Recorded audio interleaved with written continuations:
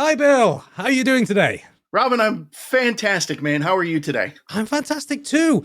I know Good. last week we didn't have an episode. Life got crazy, and the week It did. before, you and I spent some time together in Berlin, kind of seeing the sites and protecting the network. So it's That's right. good to be back in the studio, chatting to you and sharing the security love.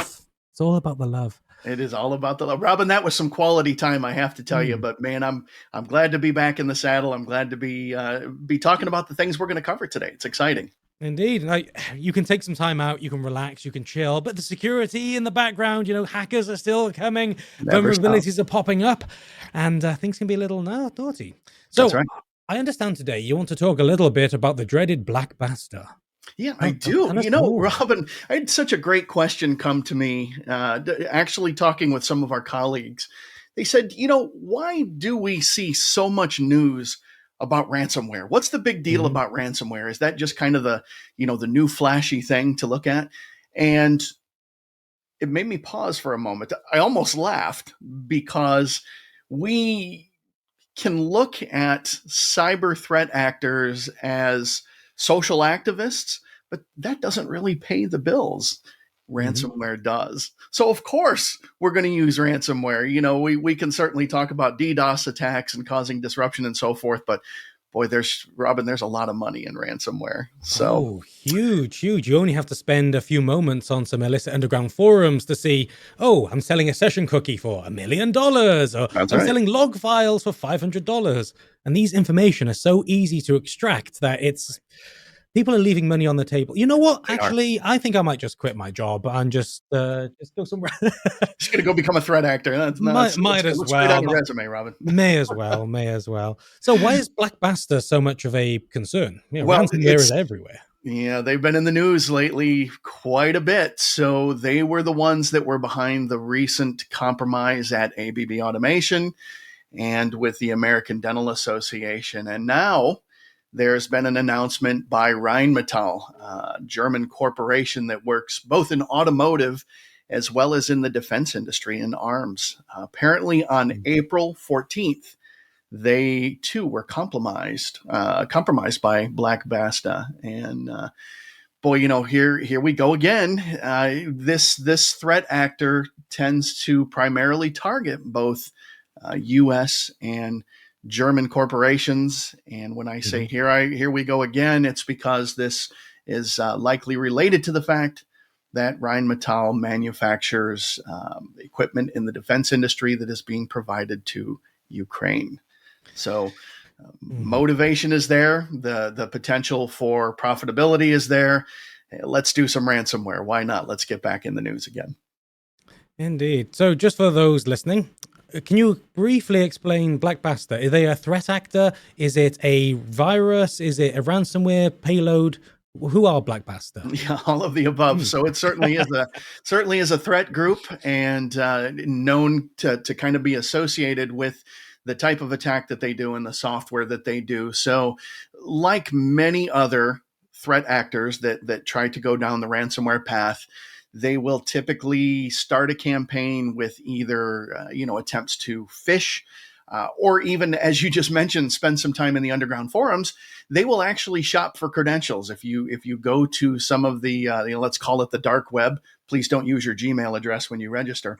But if you go there, you would see that Black Basta has actually shopped for credentials. They've literally put out ads that say, if you have credentials for certain organizations, we are willing to buy them. So whether Mhm. they're actually making the efforts for that initial access or they're simply shopping for credentials to make it a little bit easier, that's kind of their initial vector. Now, Mhm. what they attempt to do is to initially, so let's just talk about the path that they take. So initially they really try to get Quackbot into the environment. A lot of times they're using Excel, but once Quackbot gets in there, it's able to start looking around. It's able to actually survey the environment and eventually get us to a point where we are able to drop the malware on any of the endpoints. Now, Mhm. this is just a typical pattern, Robin. Defense evasion.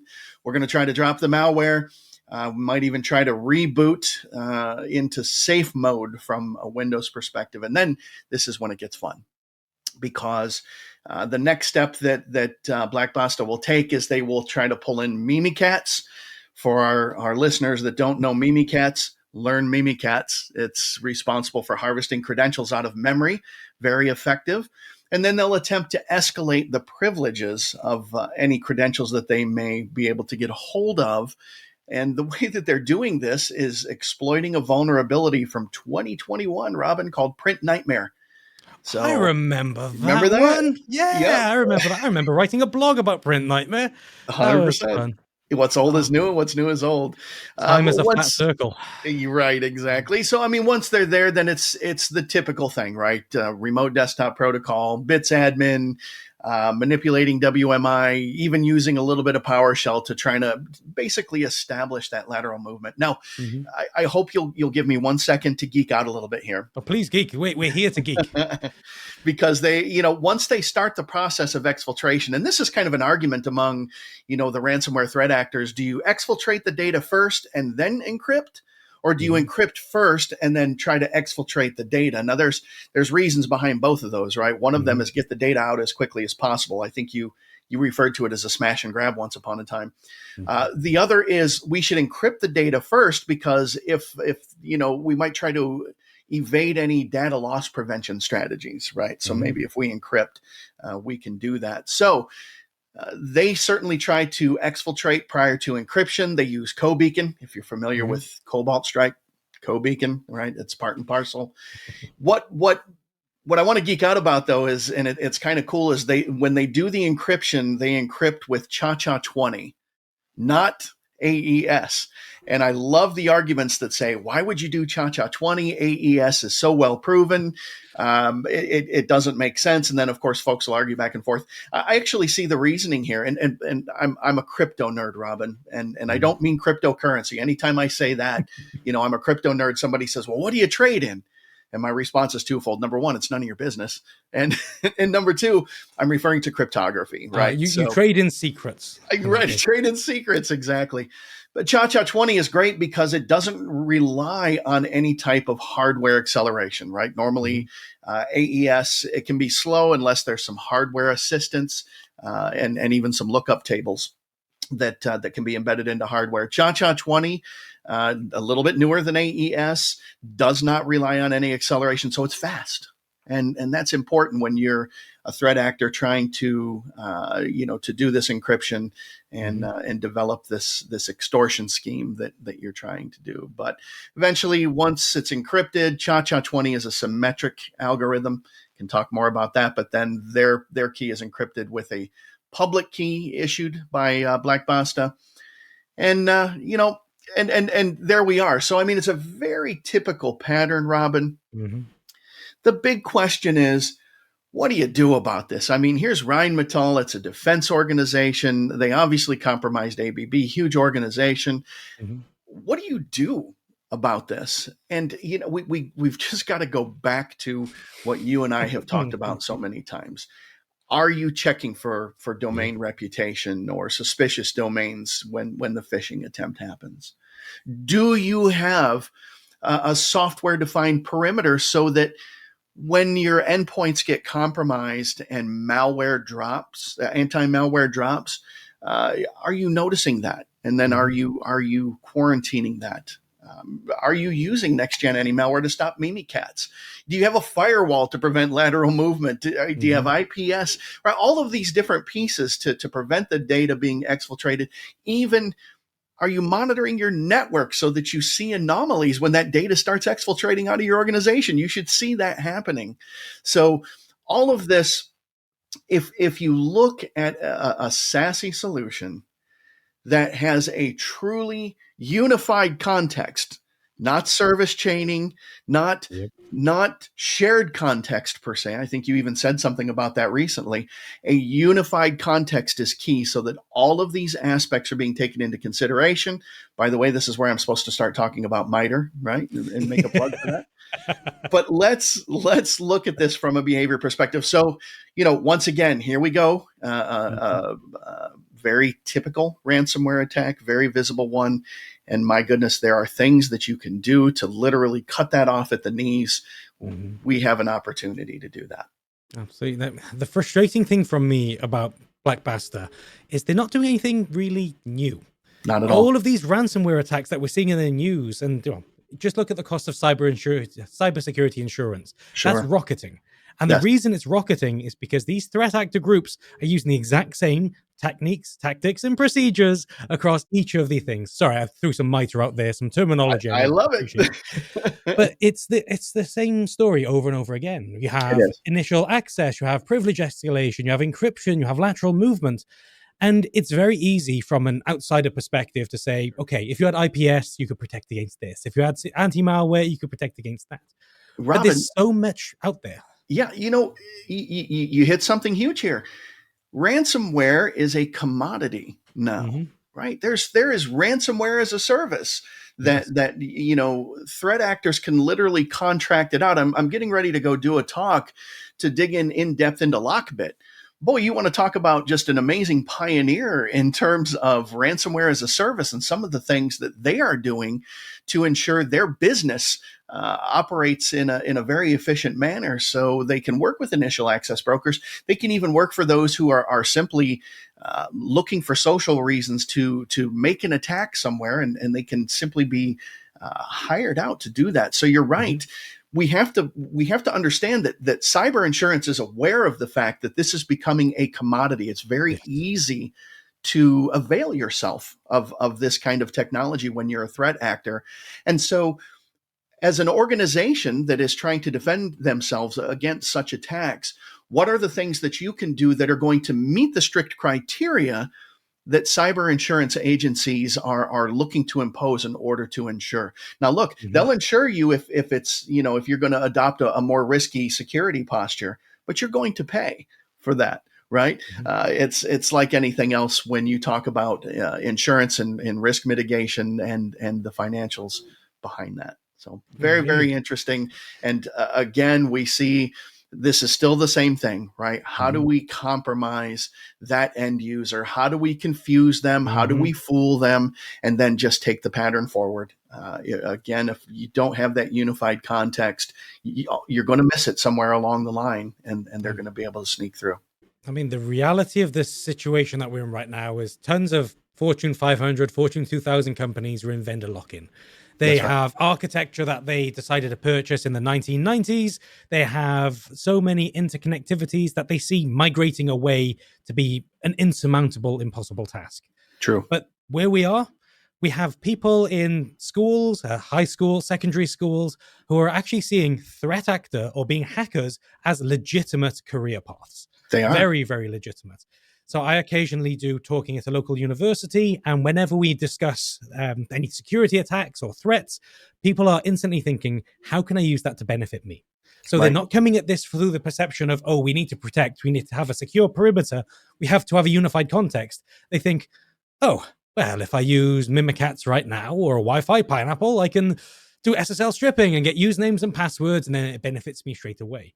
That That's is right. the mentality of the next generation coming through because they were born with it, and the accessibility of Of tech course. is so easy.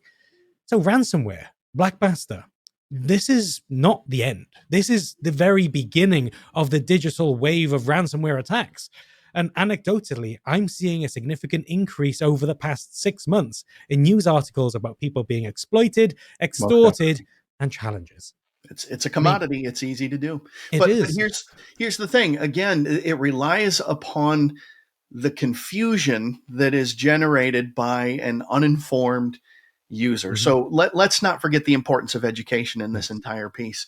But I think in some ways, even that education is starting to get muddied because, Mhm. well, maybe even the good guys, and I'm going to air quote that because one guy's good guy is another guy's bad guy. From my But point of view, the Jedi are evil. you're right, exactly. Just saying. But it's getting confusing, and sometimes the good guys do rather foolish things. And I know that you and I were whispering about a little something with top level domains that you were going to share today. Mhm. Tell me a little bit more about that and what you found and why it's getting so confusing. Indeed, so foolish is the key. So today, if you were to go to the internet, you have a series of top-level domains. You have your .com, your .co.uk, your .org, .co. However, there's been a new top-level domain which has caused a little bit of a ruckus for many people, which is the great top-level domain of .zip. That's right, zip file, archives, compression files. You can go to photos.zip, which is a legitimate domain now being resolved by Google DNS. And that's caused so many organizations to panic. Oh, yes. .zip contains malicious payloads a lot of the time. Downloading random zip files from weird websites can cause a pain. There you So go. now with organizations coming out with legitimate TLDs, top-level domains of .zip, well, this has caused a lot of problems. Yes. Now, I just want to preface this to say if you're a Cato customer, then our secure web gateway will automatically classify this top-level domain as potentially malicious. Potentially. We'll call it suspicious at least, yes. Suspicious. So we would proxy that traffic using our remote browser isolation tool and then serve just the pixels to your end-user machine, the canvas element. This ensures that this potentially malicious, potentially suspicious website is secure and away from you. But so many of my friends in security operations centers have had red lights flashing everywhere. Sure. Suddenly this this URL, this top level domain. Oh, Bill, can you think of any exciting security challenges of a .zip domain? How does an uninformed end user distinguish between it and a file? I mean, come on. Yep. It's crazy. Are you going to download a file or are you going to access a page? Yeah. Suddenly, phishing has become easier than ever. And the more noise we make about this, the more end user education can be made. Now, I don't know the logic behind the .zip domain. This might be a new country. It might be a new push from the IETF somewhere. However, I can't think that too many security practitioners were involved in its inception. Right. And it also opens the floodgates of future potential domains. Maybe a .exe, a .tar domain. Maybe we'd have a .jpeg domain. Wow. I mean, theoretically, it's all possible. Absolutely. These floodgates have now been opened. So. No, you're right. And you're going to see remote browser isolation become more and more of a necessity just to protect users. So that really is at this point when this is so new and the opportunity to educate is still that it's so wide open. Remote browser isolation is really what's going to take you there. We protect really against the unknown, protect against the undefined, protect against the uncategorized or the unsure. That's right. If you currently don't have remote browser isolation on your network, highly recommend you try and implement it. Ideally in a SASE context for that single uniform view of every single packet on your network. That's right. So, Bill, I know we're running a little short on time, so let's wrap it up for today. Okay. Thank you very much for your time. I look forward to it. And until next one, you stay safe out there. Appreciate you, Robin. You stay safe as well. Until next time. Bye for now.